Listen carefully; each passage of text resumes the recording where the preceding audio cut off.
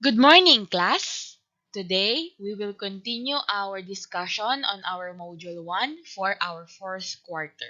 And with that, let's start with the behavior of gases in terms of Charles' Law, presented by yours truly, Ma'am Michelle R. Casipi. Okay, for this topic, you are expected to investigate the relationship between volume and temperature at constant pressure of gas.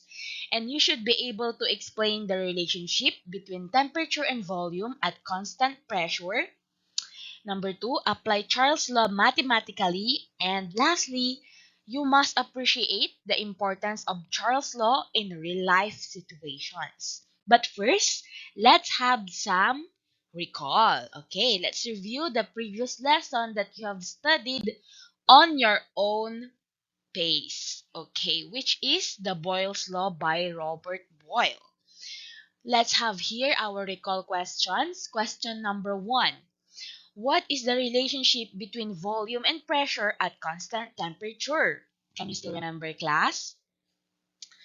Number two, what is the equation? Okay, you must cite the equation used in solving problems involving Boyle's law.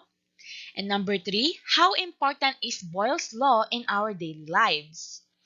For your recitation, okay, for you to garner some points for your cards amidst our modular learning activity, you can answer these questions in our group chat or through messaging me via private message in Facebook Messenger, okay? Thank you so much, class. And with that, let's have first activity number one, describe me. Name and describe the following objects. Okay, let's have figure number one. Ano sa tingin nyo yan? For your recitation, again, you can send them in our group chat or via private message directly to me, okay? And you can specify which part of our lesson have you answered, okay? So you can name and describe this figure.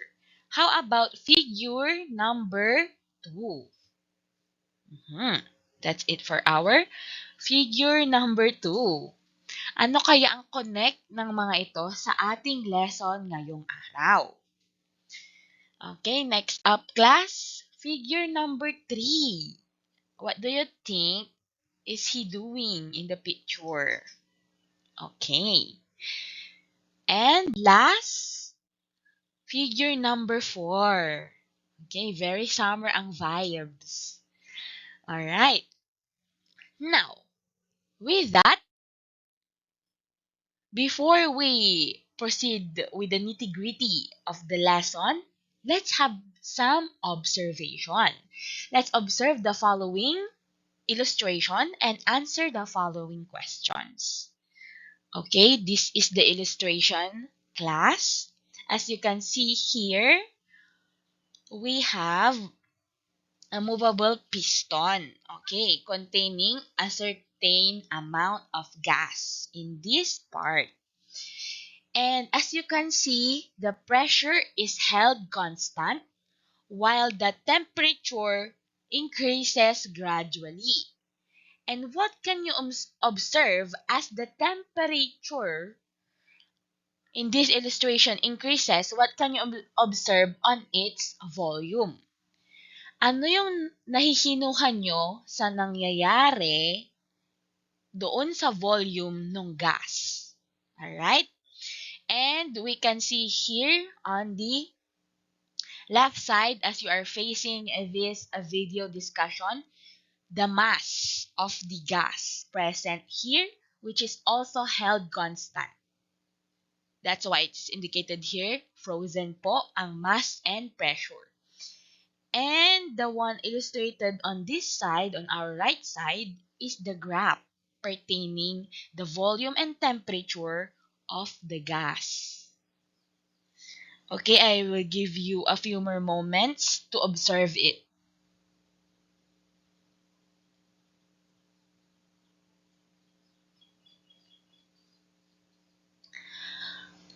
Alright, class. I think we are now ready to move on. Let's have our guide questions. For our guide questions, tailored on the shown figure earlier, for number one, what happens to the volume of the gas as its temperature increases? Guide question number two, for observe me activity. If the temperature will be decreased, what will happen to the volume? Number three, what were held constant in the illustration? Number four, describe the relationship between the volume and temperature of a gas. Alright. Based on your observations, you can answer this guide question again as your recitation.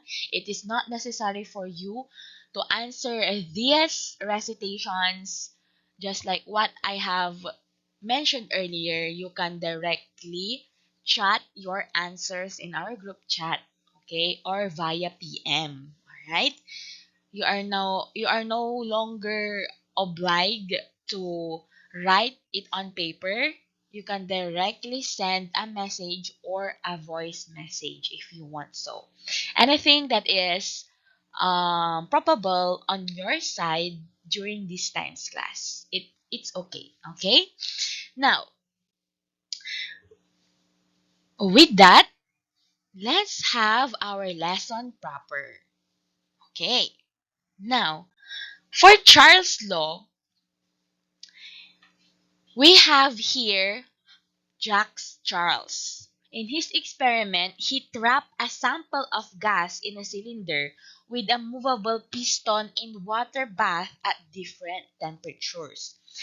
And Jacques Charles' class found out that different gases decrease their volume by factors 1 over 273 per degree Celsius of cooling.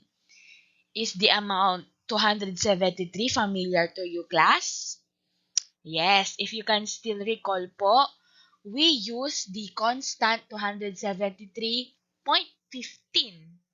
to convert degrees Celsius into Kelvin. Di ba po, ina-add natin si 273.15 sa amount ni degrees Celsius natin para ma-convert siya into Kelvin, our standard unit for temperature. Alright. And during Jacques Charles experiment class, napag-alaman niya na with that rate of reduction, gas will be cooled up to negative 273 degrees Celsius. It will have zero volume. Very interesting, isn't it? And with that, Charles' law states that in a fixed amount of an ideal gas, which is, or rather, which,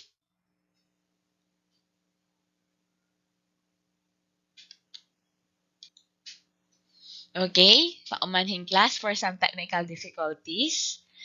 Let me again reiterate Charles' law. Alright?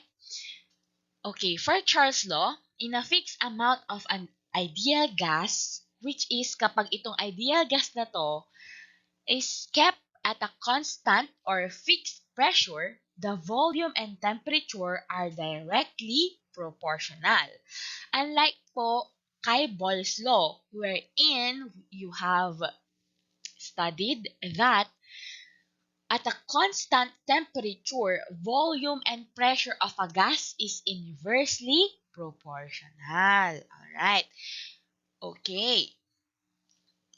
And during our lesson in Boyle's Law, napag-alaman din natin that when one factor, such as it's either volume or pressure, doubles, the other is reduced into half. Okay. Ano pong ibig sabihin nun? Kapag Boyle's Law ang pinag-uusapan natin, since volume and pressure at a constant temperature is inversely proportional. For example po, class, if volume is doubled, the pressure will be reduced in half. And vice versa po tayo. Kapag ang pressure naman po sa Boyle's Law ang na-double, ang marireduce in half naman po ay ang volume. And please take note that these are only possible if your temperature and amount of gas, which is your mass, is held at a constant value. And balik po tayo sa ating topic, Charles Law. Kapag kay Charles Law naman po, since ang pinag-uusapan na po nating factors ay volume at temperature, he found out that these factors are directly proportional to each other. That is, when one doubles, the other doubles as well. Let's elaborate further. What do you mean by that? Okay, we mean to say that if a gas conforms with the principles of Charles' law, kapag na-double po ang kanyang volume, its temperature will be doubled as well. And vice versa again, if its temperature is doubled, volume will be doubled as well. For they are directly proportional to each other. And please take note, this can only happen, class, if you are at a fixed amount of pressure, constant pressure po, and a fixed or constant amount din po of your gas, which is mass. Constant mass and constant pressure. Okay? Let's elaborate further pa, ayan, with this illustration, which further explains Charles' law. Okay. Here in this side ng ating illustration, left side glass, we can observe that mababa lang yung temperature natin. And yung gas po na nasa ating container with a movable piston sa taas niya ay nasa medyo mid-level lang siya na rate for its volume. Nandito lang po ang kanyang volume or yung space na tinitake up niya, class. With this amount of temperature, mababa po. And we can see that pressure is at 1, sabihin na natin atm, the standard condition for pressure. And moving on this right side po of our screen, let's observe. Sa part po ng temperature, we can see na mas lumakas na yung apoy dito sa baba, which means that our temperature ay nag-increase accordingly. And with that, since Charles' law pioneers that volume and temperature is directly proportional, your volume here in your container with its movable piston above it increases accordingly. And with that, the movable piston, class, moves upward to, to allow for the gas to expand. For its volume has increased correspondingly as well as its temperature increase. But please do note that your pressure is constant pa rin po. You are still at 1 atm. Okay? To achieve our learning objective number 2, let's now have some problem solving. Okay. Using Charles' law equation. Okay. We have a typographical error right there. Okay. This is our Charles' law equation, class. Your V1 or your initial volume is over the mali, class. Your V1 or your initial volume is on top, okay, rather, of your initial temperature, represented by T1, which is equal to your final or new volume, represented by V2, nasa taas po ng inyong final or new temperature, which is represented nga by T2. Okay. This is at constant, represented by K, ang constant natin, which are the amount of gas, the mass, and the pressure. Again, V1 over T1 is equal to V2 over T2 for Charles' law equation. Let's recall that for Boyle's law, we have, for Boyle's law, let's draw. Boyle's law is P1 multiplied by your V1 is equal to P2, okay, multiplied by your V2, wherein your K is your mass and temperature. Okay. Let's just fix this end for us to have a clearer depiction. Alright. Again, let's recall class. Boyle's law is equal to your initial pressure, P represented by P1 multiplied by your initial volume, represented by V1, is equal to your final or new pressure, represented by P2, and multiplied by your final or new volume, represented by V2.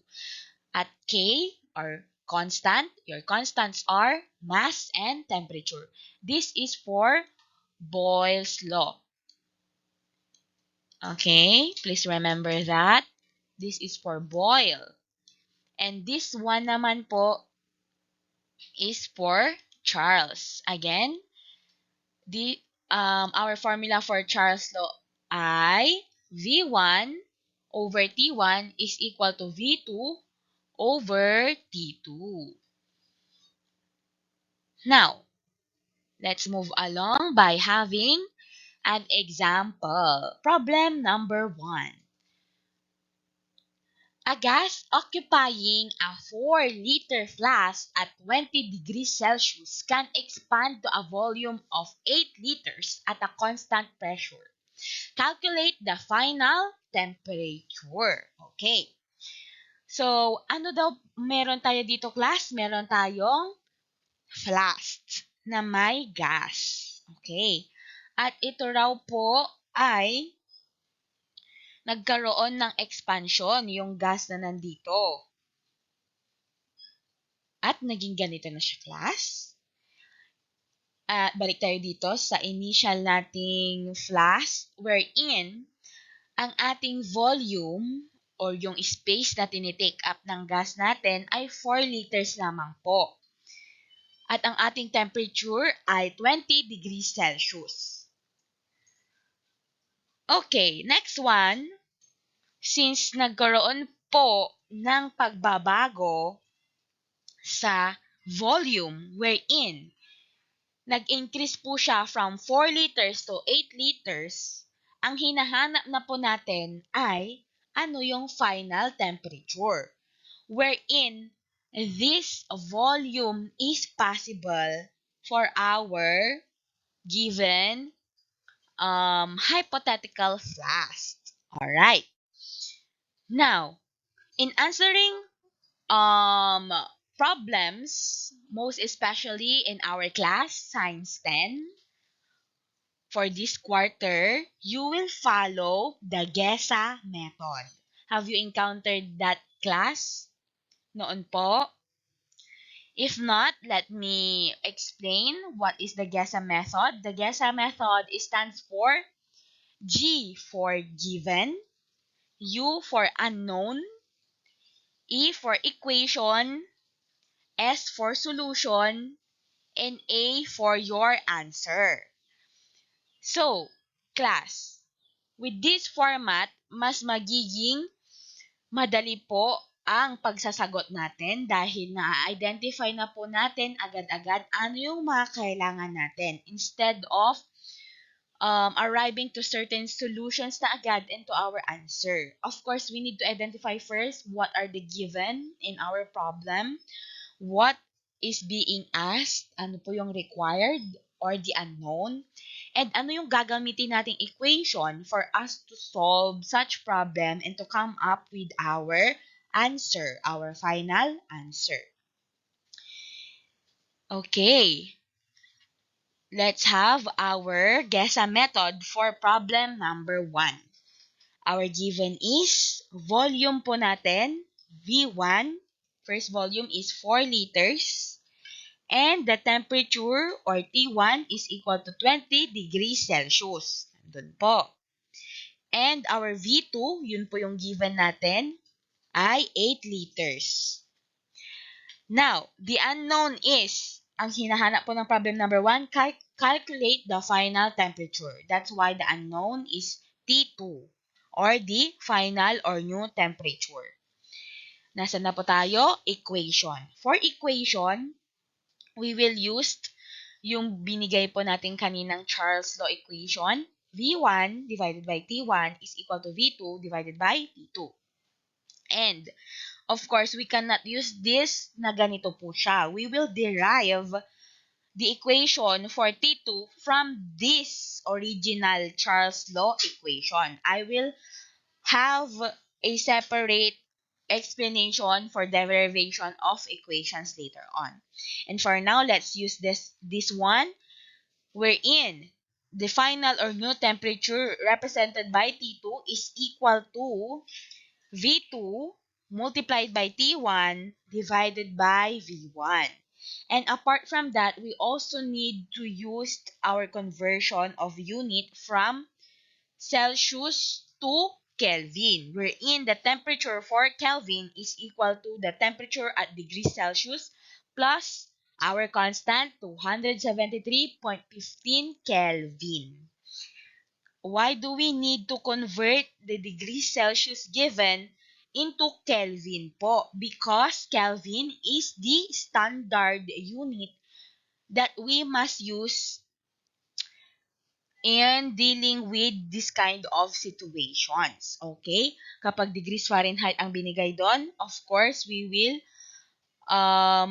convert it into Kelvin din po. Lalong-lalo na pag degrees Celsius, we cannot use that alone. We need to convert it into Kelvin. Just as how for volume, ang standard nating unit naman class ay liter or liters. Alright. Let's now have our solution. Una pong step, convert 20 degrees Celsius into Kelvin by using this formula na nabanggit po natin kanina. Therefore, temperature is equal to 20 degrees Celsius plus 273.15 Kelvin. And since we are directly converting, we can now cancel the degrees Celsius unit and copy the Kelvin representation, which is capital letter K. Therefore, our initial temperature is equal to 293.15 Kelvin. At ngayon, ready na tayo class to solve for our final temperature. Our final temperature will be solved using this equation.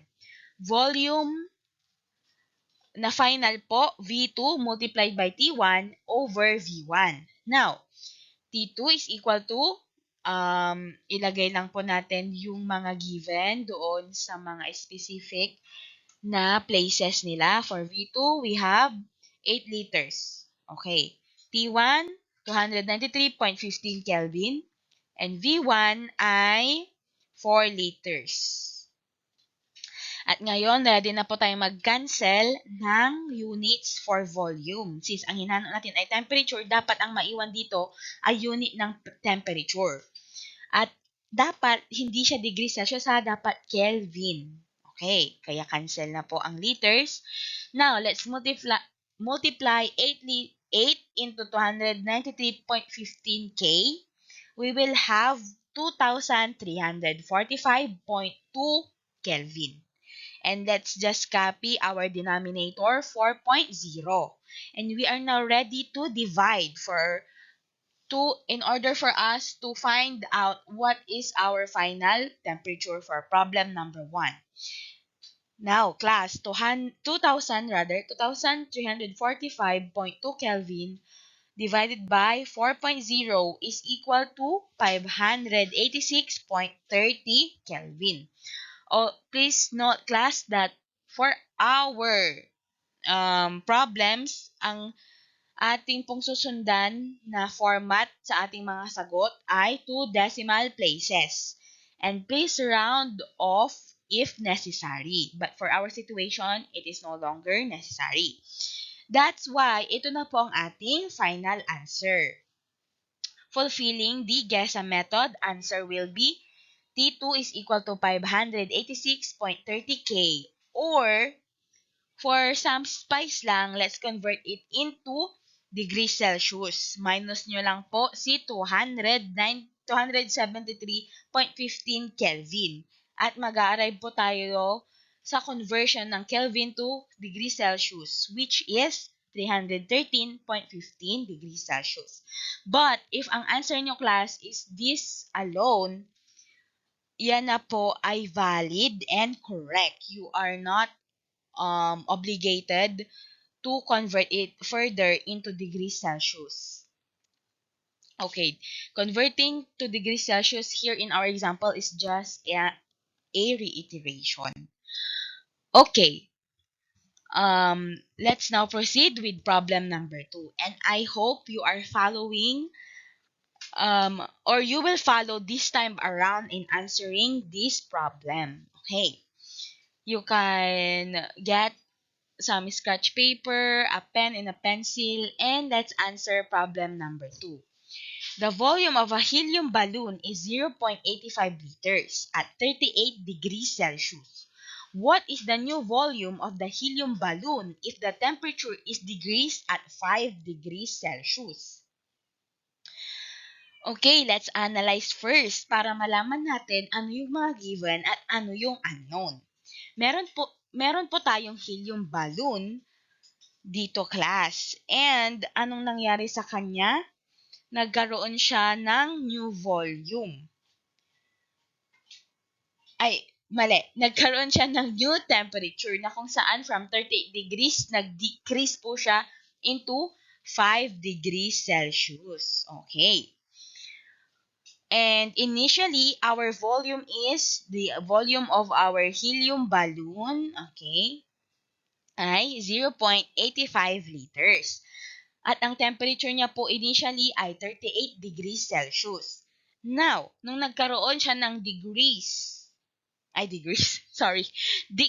rather to 5 degrees Celsius po na kanyang temperature, ngayon, ang hinahanap na natin ay ang kanyang new volume, which is represented by V2. Okay.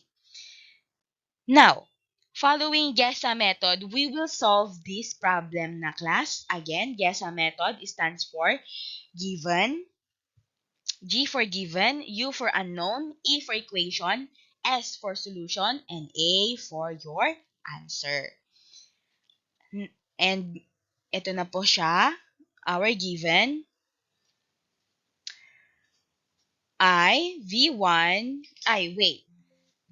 before we proceed with our elaboration, I hope nagsagot din po kayo on your own, class. And while doing that, kung hindi pa kayo tapos, you can pause this video. And it's not necessary naman to send your answer for this problem, but I am encouraging you to do this on your own so that you can practice na po on solving Charles' Law worded problems because you will have your activity later on regarding this one. Okay, balik po tayo. Our given is initial volume ay 0.85 liters, initial temperature 38 degrees Celsius, at ang ating final temperature ay given din po 5 degrees Celsius.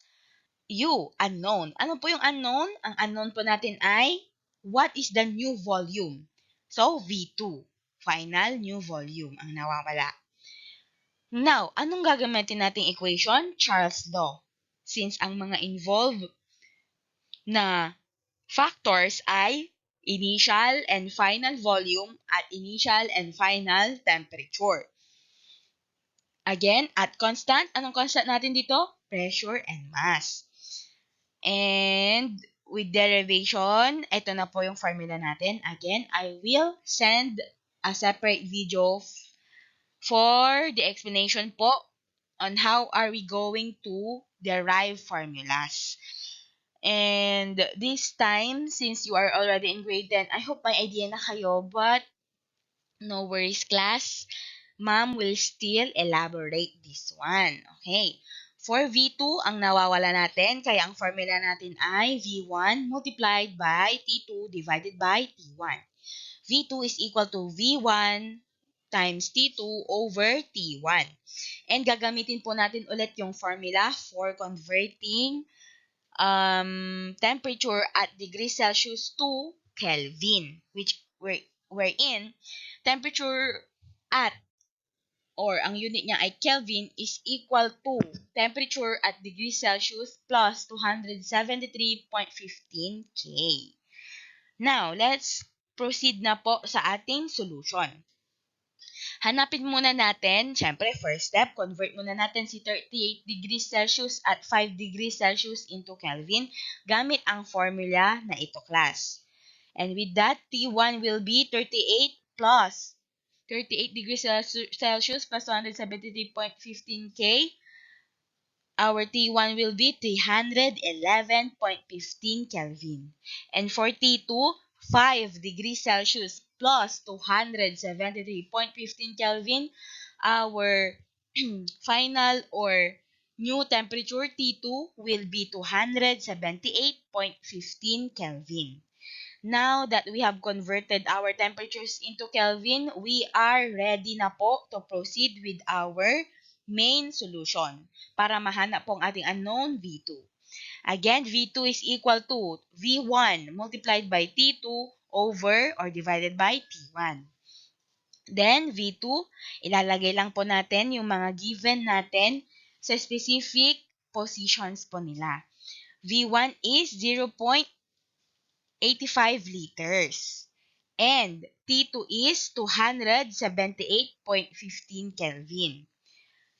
At over po nun, denominator natin, T1 ay 311.15 Kelvin na nakuha po natin dito. Now, since ang hinahanap po natin ay volume, dapat ang maiiwan po dito ay formula. Unit ay unit ng volume, which is liters. Kaya let's now cancel the units for temperature. Kelvin. Ayan. Now, V2 will be 2,000. I know, it's only 200. Sorry, class. I thought it's a comma over there. 236.4275 liters dahil pinag-multiply po natin sa 0.85 at 278.15 over 311.15. Ikakopy lang po natin si T1 dito sa baba. Ngayon, ready na tayo para mag-divide. So, let's now divide these two. We will come up with V2 will be 0.76 liters. And yun na po ang ating final answer. Again, it is important na dito pong parte ang ginagamit natin for T2 at T1 ay naka-convert into Kelvin. Hindi po siya naka-degrees Celsius. Kasi po, again, class, let me mention again na ang ating standard na unit for temperature ay Kelvin para magkaroon tayo ng common ground in solving problems. At hindi tayo magkaiba-iba. I-convert nyo muna yung mga given temperature if nasa degrees Celsius sila into Kelvin. Saka po tayo mag-proceed sa main na solution. Nagigets po. Alright, then our final answer will be, again, V2 is equal to 0.76 liters. At yun na po ang ating mga example for problem solving. This time around, let's apply what we have learned in Charles Law. Okay, in Charles Law po yan. Now, bakit si ma'am nag-proceed po agad sa Charles Law as advised by Sir Eman? Since you already had your self-paced learning regarding Boyle's Law, it is advised by our um, Sir Eman na mag-proceed na po tayo sa Charles Law. But regardless of that, I will still send my slides on Boyle's Law. Okay? Tomorrow na lang po para hindi po tayo magkahalo-halo. Alright, let's apply. Balikan natin yung mga figure natin kanina. And for those who have participated in our recitation, kanina po, activity number 1, describe me. Ito na po ang mga kasagutan. Alright. Figure number 1, Charles Law in action in hot air balloon. Okay. Our figure number 1 is a hot air balloon. And class, a typical hot air balloon comprises an envelope. Ito po yon. And a basket for passengers. Ito naman po yon. And a fuel source na dito po natin nakikita. When the fuel ignites, it raises the temperature of the gas within the envelope. May existing gas tayo dito at kapag na-ignite o nasindihan yung fuel natin, syempre magkakaroon ng increased temperature since pa-upward yung movement nung smoke nung ating fire. So, magkakaroon tayo dito sa envelope ng increased temperature. And if it raises the temperature of the gases within the envelope, this will cause them to expand and increase in volume. As the gas expands, take note class, its density decreases. Since warmer air is lighter than cooler air, the buoyant force propels the hot air balloon upwards. Again, nagkaroon ka dito ng fuel, inignite niya po ang envelope. Inignite niya po rather ang hot air balloon at sa envelope po natin nagkaroon ng gradual increase in volume. At yung pag-increase in volume po natin ay pag-expand naman po nitong ating envelope. At since nag-expand po ang ating gas dito sa ating envelope, nag-decrease ang density nito. Since magkahiwa-hiwalay na sila, nag-expand. At, again, yung mga warm air po na nag-expand will rise. That's why this will cause our hot air balloon to rise. And later on, if our fuel ay wala na po siyang fire, ayan, magko-cool off naman po ang air natin dito, yung gases po natin dito. Then, causing it to contract. Okay, pag nag-contract, mas denser na siya. Therefore, the hot air balloon will sink. Ganun po bababa ang hot air balloon. Okay, that is for our figure number 1. How about for figure number 2? Figure number 2 naman po ay bread. Okay. Charles Law in action, yeast in bread. Class, yeast is used in baking to ferment the dough sa ating mga baked goods. And later on, this yeast will release carbon dioxide gas. As the baking process progresses and the temperature rises, po habang binibake nga natin ito, the carbon dioxide gas expands within the dough. Nagkaroon, okay, niluto na natin siya, nilagay sa oven, nagkaroon ng increase in temperature, yung carbon dioxide na produce ni yeast ay mag-i-expand. Meaning, pag nag-expand, nag-increase in volume. Charles Law, directly proportional. And those carbon dioxide within the dough ay na nag-expand will serve as a um this like holes ganyan class sa ating baked goods, which will contribute to the sponginess and fluffy texture of bread and cakes. Alright. And that's it for yeast in bread. Now, moving along, figure number 3. Figure number 3. Anong ginagawa niya, class? Ping pong. Alright? He is doing ping pong. Charles in action, ping pong balls. Table tennis involves the use of, ito po, ping pong balls, which often become, paano ba in Ilocano? Nagkaroon siya ng dent, class. Makupit. Nakukupit siya. Lalo na kapag very energetic si player. Siyempre, due to forceful strokes ng mga table tennis players, may mga times talaga na si ping pong balls natin ay magkakaroon ng dent. Ngayon, how are we going to solve such problem? If so, si ping pong ball po na may dent ay papakuluan po natin gamit ang boiling water. Now, through convection, okay, heat transfer, magkakaroon po ng increase in temperature si ping pong ball na binoboil natin. At yung air inside it, since nagkaroon ng increased temperature sa paligid niya na naipasa sa kanyang internal system, ang gas within the ping pong ball will again expand. Pag nagkaroon ng expansion, ang gas ay nag-increase in volume.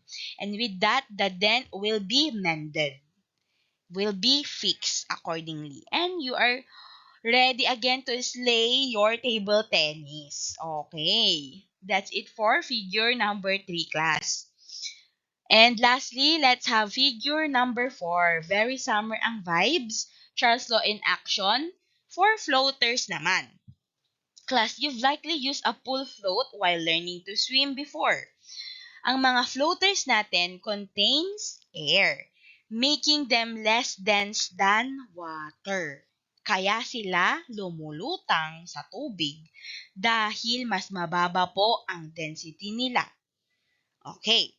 And with that, during summertime's class, the volume of gases inside them increases with rising temperatures, causing them to inflate. Conversely, in winter, when water is cooler, the pool floats deflate due to decreased gas volume. During summertime, since summer, mainit, mataas ang temperature nating class. And accordingly, the gas within or excuse me class, inside the floater in your swimming pool or in your pool, ganyan, its volume will increase accordingly. At may mga times na kapag yung pag prepare natin sa floaters natin ay masyadong compact na yung air at ginamit pa natin siya sa initan, may mga times na magkakaroon yun ng butas, ganon, explosion, ganyan.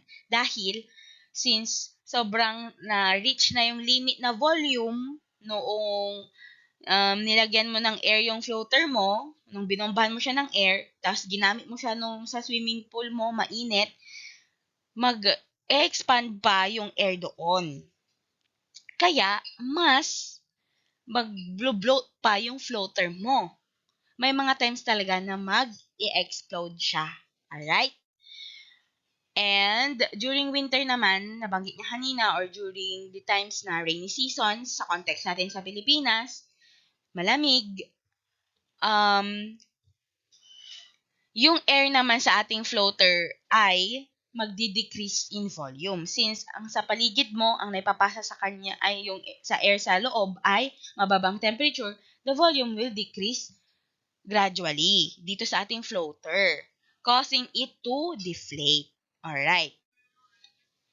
Kaya lalong na nasa ibang bansa class during winter times, napakahirap mag-sustain ng floater. And syempre, viably din naman na ang pool nila ay mag-freeze din during winter.